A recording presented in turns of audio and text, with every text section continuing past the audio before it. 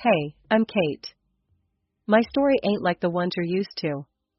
It's a bit rough around the edges, kinda like me, I guess.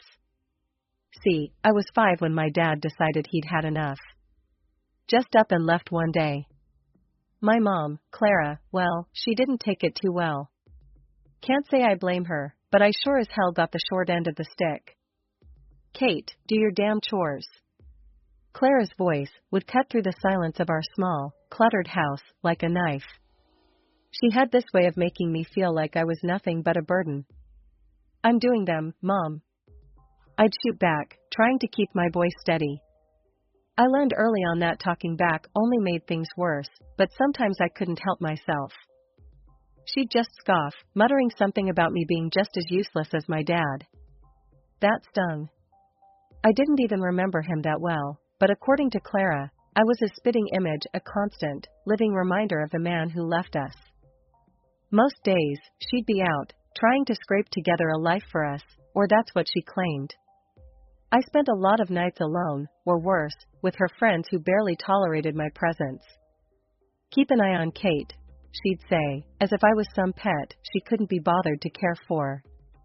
The few times she was home, affection was in short supply. A head pat here, a distracted there as I tried to tell her about my day. It was like talking to a wall. One evening, I tried to hug her. I just wanted to feel like her daughter, you know? She stiffened up and pushed me away. What do you want now? She snapped, eyeing me like I'd asked for the moon. Nothing, I mumbled, stepping back. I learned to stop asking for hugs after that. School wasn't much better. I was the quiet kid, the one with the hand-me-down clothes, and the absent mom at every parent-teacher meeting. Why's your mom never here, Kate? The other kids would ask. What was I supposed to say? That she didn't care? One day, Clara came home in a foul mood, worse than usual. She'd had a fight with one of her friends, the kind that was supposed to watch me, but just let me fend for myself. Why can't you be more like other kids, Kate? Look at you, sitting there with your stupid books. You're just like your father, a complete waste of space. I bit my lip, holding back tears. Arguing would only make it worse. Sorry, Mom, was all I could say, even though I didn't understand what I was apologizing for. That night, I lay in bed, listening to the silence of the house. It was overwhelming, the feeling of being so unloved, so unwanted. I promised myself that one day, things would be different. I wouldn't end up bitter and alone like Clara. I didn't know how I'd make it happen, but I had to believe there was more to life than this. Then Mark came along. Mom married him in a whirlwind, and suddenly, we were a family again. But when Lily was born, it was as if I became invisible, a ghost wandering the halls of a house that no longer felt like home. Kate, look at your sister. Why can't you be more like her? Mom would often say, her gaze fixed on Lily with a warmth I hadn't seen in years. I tried to remember the last time she'd looked at me like that, but came up empty. I shrugged, attempting to ignore the sting of her words. What do you mean, Mom? She sighed, a sound of frustration and disappointment. Lily's so put together, so delicate. And you? You're always in those baggy clothes, hiding who knows what. You could be pretty if you tried. Mark would sometimes interject, a gentle mediator in our stormy household. Clara, Kate's fine the way she is. She's smart, kind. But Mom would cut him off, her voice cold. I'm talking to my daughter, Mark. Stay out of this. The divide between Lily and me grew as she embraced her role as the cherished child. She knew she was the favorite and used it to her advantage, sabotaging me with a smile on her face. Mom, Kate won't share her makeup with me. Lily would lie, knowing full well I had barely enough for myself. I bought that for both of you. Mom would snap at me, without bothering to check the truth. Why do you always have to be so selfish? But I'd start, only to be silenced by a look. Mark, bless his heart, tried to make peace, but his efforts were often in vain. One evening, as I helped Lily with her homework, she deliberately knocked her glass of juice over my papers. Oops, she said, not a hint of remorse in her voice. Lily, apologize to your sister, Mark said firmly, witnessing the scene. Lily pouted, turning her manipulation skills on. I didn't mean to, Daddy. I'm sorry, Kate. She lied, her apology as empty as her gaze. Mom walked in at the tail end, her eyes darting between us. Without missing a beat, she sided with Lily. Kate, can't you see she's sorry? Stop making a scene and clean this up. Frustration boiling within me, I cleaned up the mess, the injustice of it all burning in my chest. It was always the same, Lily's word against mine, and I was always the villain in Mom's eyes. One day, feeling a mix of desperation and longing for a connection, I called Mark Dad in a moment of vulnerability. It slipped out, natural as breathing, but the fallout was immediate and harsh. Mom's face twisted into a mask of fury. How dare you? You have a father, Kate, and Mark is not him. You're just trying to replace him because he didn't want you. Her words were like a physical blow, knocking the air from my lungs.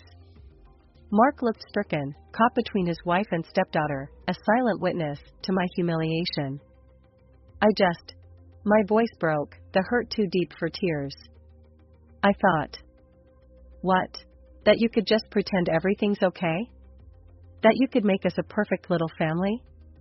Mom's voice was venomous, each word a pointed dagger aimed straight at my heart. In the end, I retreated to my room, the sound of Lily's laughter echoing behind me. I was the outsider, the unwanted, living in a house divided by favoritism and silent battles. Mark tried to offer solace, but his kindness was a balm on a wound too deep to heal. Growing up wasn't easy, not by a long shot. As I hit my teen years, things at home went from bad to downright miserable. Mom's critiques got harsher, and Lily, well, she was blossoming into a mini tyrant, with Mom as her biggest cheerleader. One afternoon, I was trying on clothes in my room, the door barely cracked open. I could hear Lily snickers from the hallway. Look at Kate, trying to dress up. Like putting lipstick on a pig, she jeered, not even bothering to lower her voice. I flinched, the sting of her words hitting harder than I wanted to admit. Shut up, Lily, I snapped back, more hurt than angry. Mom's voice cut through the tension like a hot knife. Kate, don't talk to your sister like that. And Lily's right, you know. Those clothes do nothing for you. I stood there, a mix of anger and humiliation washing over me. I wanted to scream, to tell them both off, but I knew it would only make things worse. Mark wandered in, oblivious to the brewing storm. What's all the noise about? He asked, looking between us. Lily's just being her usual charming self, I muttered, my voice dripping with sarcasm. Mark sighed, a look of resignation on his face. Girls, can't we all just get along for once? Tell her to stop picking on me, then, Lily whined, playing the victim like she always did. I'm not the one starting things, I protested, but it fell on deaf ears. Mark just shook his head and walked away, leaving me to fend for myself yet again. The next day at school, I overheard some kids talking about a party. For a fleeting moment, I entertained the idea of going, of being normal, for a change. But then reality crashed back in. I couldn't bring anyone home. Mom would make sure any friend or boy I liked would run for the hills with her comments. One evening, Mom was on one of her tirades about my appearance. You could be pretty if you actually tried, Kate. Look at Lily, she takes care of herself. I was at my breaking point. Why do you always compare me to her? I'm not Lily. Mom just rolled her eyes. Because she sets a good example. You could learn a lot from your sister. The words felt like a slap in the face. It was always Lily, always about how perfect she was, and how I just couldn't measure up. I stormed off, my heart pounding in my chest. Alone in my room, I let the tears come. It was clear I was the odd one out in this family, the constant disappointment. And no matter how hard I tried, it felt like it would never be enough. Finding love should have been exciting, right? For most people, maybe, but for me, it felt like walking through a minefield blindfolded. After everything at home, I was hungry for a bit of tenderness, something real and warm. But every time I thought I found it, boom, everything blew up in my face. I met Jake at work. He was funny, had a killer smile, and didn't seem to mind my awkwardness. We hit it off, and for a minute there, I thought, hey, maybe this could be it. One night, I decided to bring him home, thinking it'd be safe. Big mistake. Kate, who's this? Mom asked, eyeing Jake like he was some bug she found under the sink. This is Jake, Mom. We work together, I said, trying to keep my voice steady. Jake reached out, all polite and smiling. Nice to meet you, ma'am. Mom just nodded, her smile tight. Once we sat down, it started. It was like she had a radar for my vulnerabilities. So, Jake, Kate's not much of a looker, but she's got a good heart, I suppose. Keeps her room clean. That's something, right? Mom's voice was all sweet poison, her words slathered in fake honey. I could feel my cheeks burning, my heart sinking. Jake looked at me, confusion and pity in his eyes. That look, it just about killed me. Actually, I think Kate's great. Really smart and funny, Jake said, trying to defend me, but Mom wasn't having it. Oh, sure. But you know, boys always gotta be careful. Girls like Kate, they get clingy, think every date means wedding bells. Mom went on, each word a dagger. The evening couldn't end fast enough. Jake left, and so did any hope of us. He was cool at work, but distant. Couldn't blame him. Who'd want to dive into that hot mess? It wasn't just Jake. There was Tom, Darren, and a few others. Different faces, same story. Mom would either scare them off with her warnings, or Lily would do her part, spilling some made-up scandal about me. I stopped bringing guys home after that. Started meeting them outside, but the damage was done. My confidence was shot. Every date felt like a ticking time bomb, waiting for the moment they'd find out about my crazy family and bail. One night, after another failed date, I came home to find Mark sitting in the living room, alone. Rough night? He asked, the TV casting shadows on his tired face. Yeah, you could say that, I replied, slumping down beside him. Kate, you're a catch, you know that?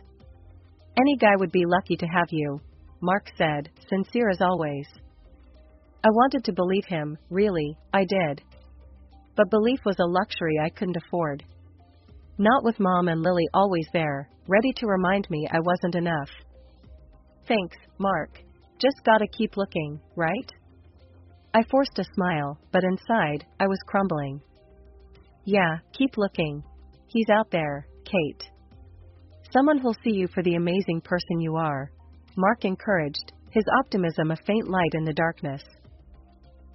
I nodded, not really convinced, but grateful for Mark's belief in me. Maybe one day, I'd find someone who looked past the mess, saw me, and stayed. Until then, I'd keep searching, hoping for a love that could withstand the chaos of my life. A few years down the road, and here I am, Kate, at 27, carving out a slice of life for myself. I've got a decent job as an economist at this big company, and I've been living in my little slice of independence, a small apartment that's all mine. But the real game changer? Meeting Alex. He's not just some guy, he's the guy. The one I can actually picture the whole, till death do us part, scenario with.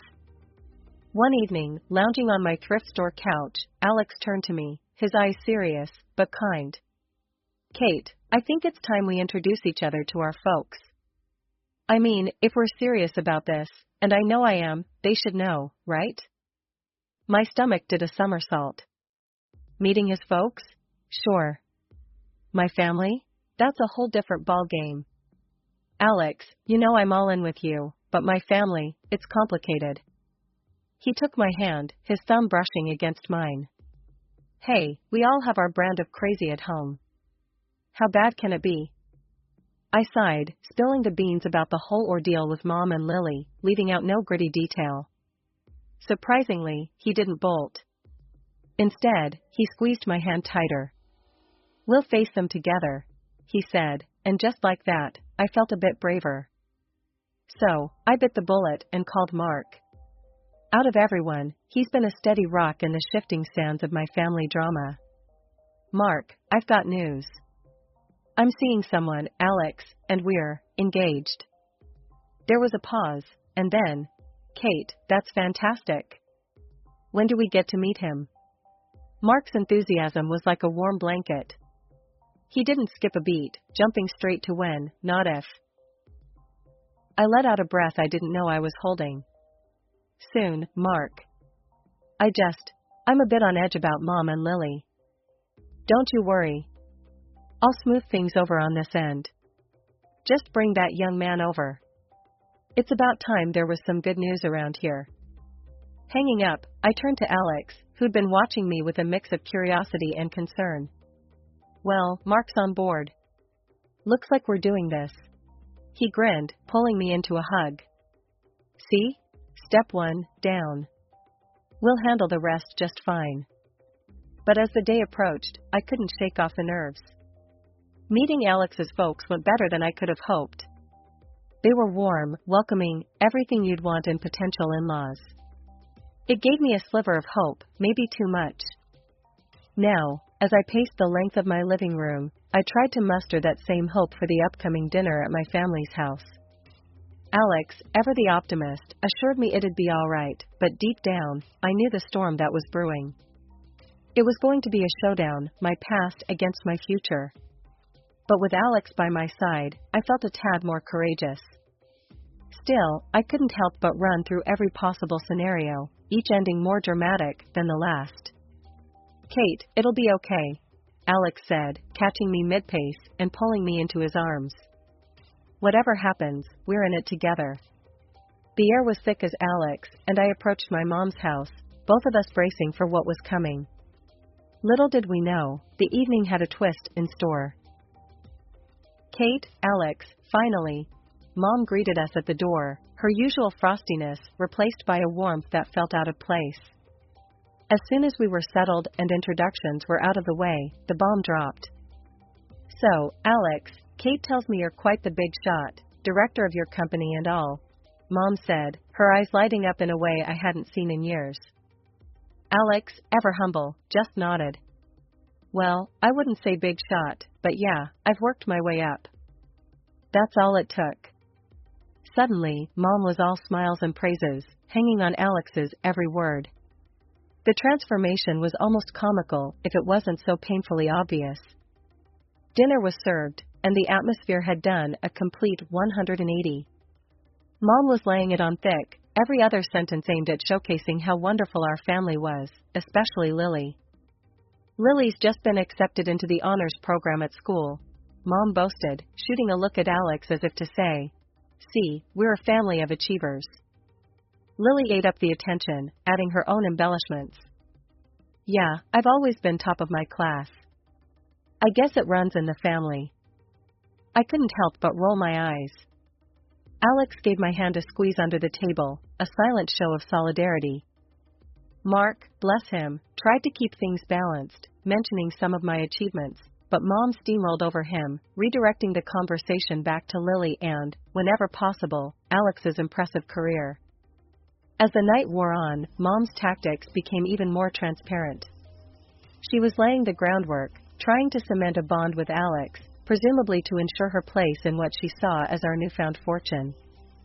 "Alex, you must come from a very driven family. It's so important, don't you think, to instill those values in our children?"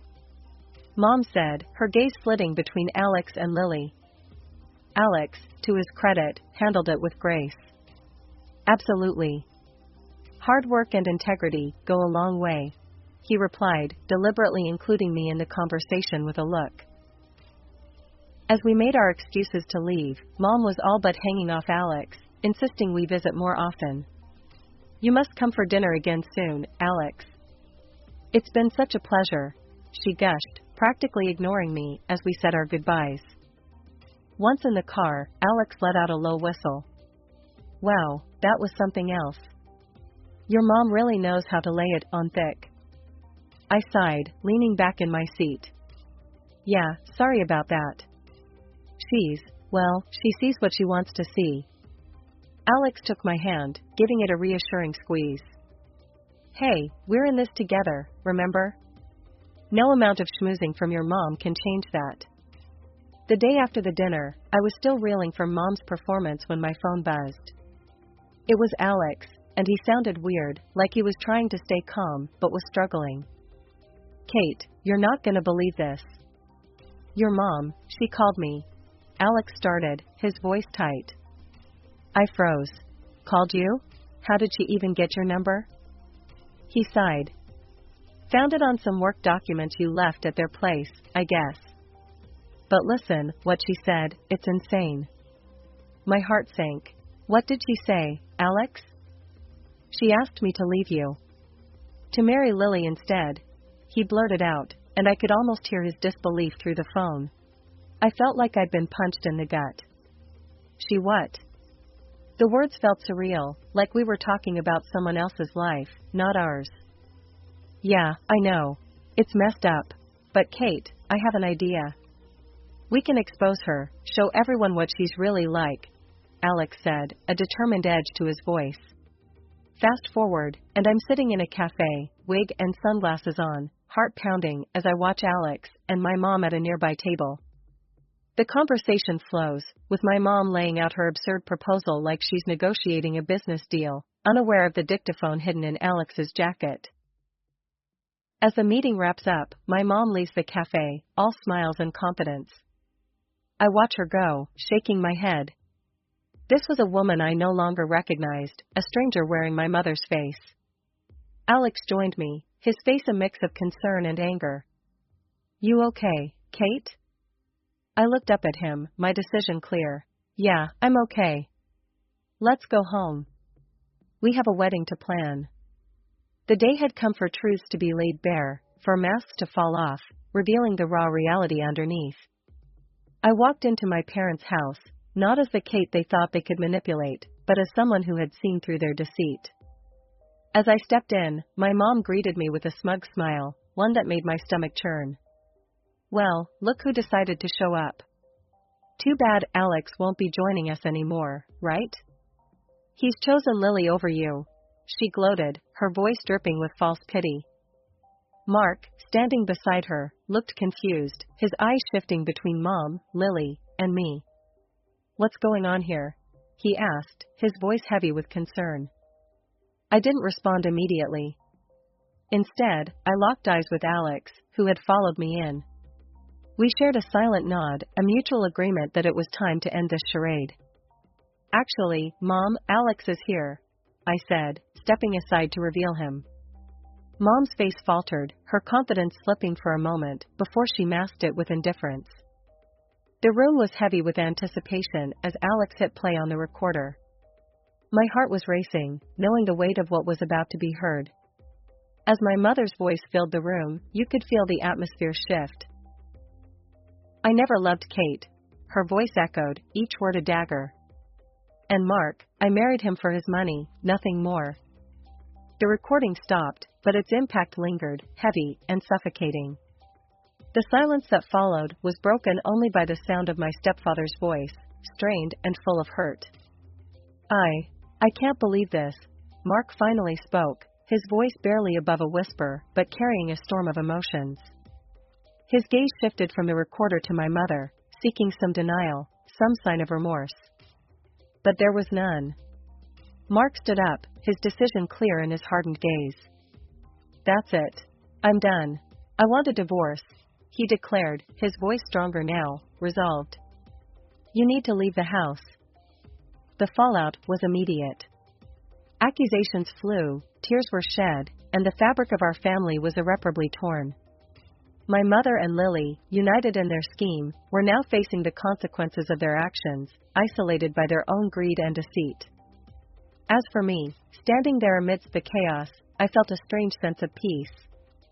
The truth, as painful as it was, had set me free from the web of lies that had ensnared our lives for too long. In the weeks that followed, I focused on rebuilding, on planning a future with Alex, one based on trust and love. We got married in a small, intimate ceremony, surrounded by friends and those who truly cared for us. Mark was there, his presence a symbol of the family ties that still held, despite everything. Mom and Lily? I made the difficult decision to cut ties. It wasn't easy, but it was necessary for my peace of mind, for my happiness. As Alex and I stood together, hand in hand, I realized that this was just the beginning.